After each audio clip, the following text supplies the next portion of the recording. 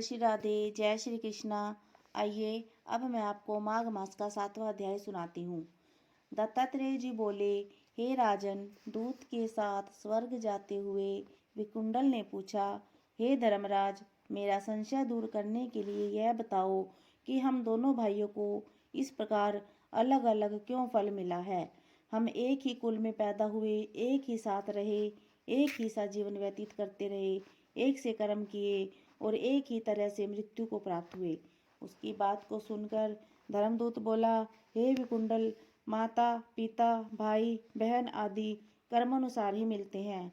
जिस प्रकार एक ही वृक्ष पर भांति भांति के पक्षियों का समूह निवास करता है, उसी प्रकार एक परिवार में सभी तरह के लोग एकत्रित हो सकते हैं, परंतु प्रत्येक प्राणी को अपने कर्म का फल स्वयं भोगना पड़ता है।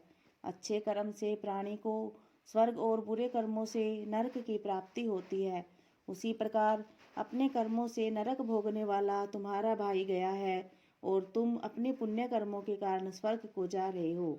तब विकुंडल बोला, हम दोनों भाई सदैव साथ साथ रहते थे, दोनों ही एक समान पापी कर्म करते और भोग विलास करते रहे थे।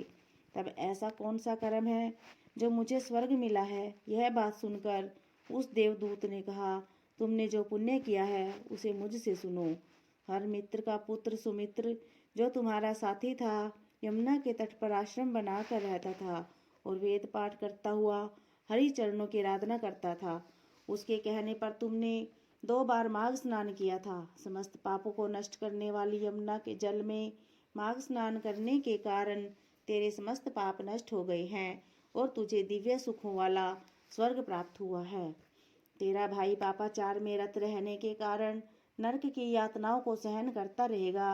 दत्तात्रेय जी बोले, हे राजन, देवदूत के इन वचनों को सुनकर उस वैश्य पुत्र ने दुखी होकर उससे कहा, हे साधो, सत्पुरुष सदैव उपकार करते हैं। मैं आपको सर्वज्ञ जानकर प्रार्थना करता हूँ कि आप यह बताएं कि प्राणी किन कर्मों से सद्गति और किन कर्मों से नरक पाता है। यमदूत ने कहा, हे धर्मश्रेष्ठ, तुम्हारे इस प्रश्न को सुनकर मुझे महान प्रसन्नता है। महर्षि, मेरे पास समय का अभाव है, तथापि मैं तुम्हारे इस सुंदर प्रश्न का उत्तर अवश्य दूंगा। जो मन वचन कर्म द्वारा कभी किसी प्राणी को कष्ट नहीं पहुंचाते, वे निश्चय ही स्वर्ग जाते हैं। हिंसा करने वाला वेद पाठ दान तप यज्ञ किसी भी कर्म से सद्गति प्राप्त नहीं करता है। अहिंसा समस्त धर्मों का मूल है। धर्मात्मा जन छोटे छोटे जीवों की भी रक्षा करते हैं, उनको नरक नहीं देखना पड़ता।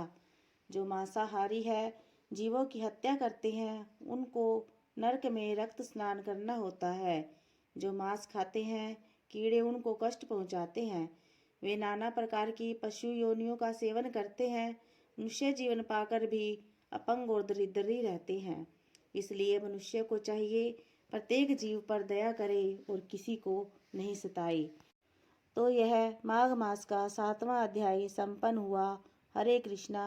अगर आपको हमारी यह कहानी पसंद आई तो वीडियो को लाइक करें और ऐसी नई नई कहानियाँ सुनने के लिए हमारे चैनल को सब्सक्राइब करें। हरे कृष्णा, राधे राधे।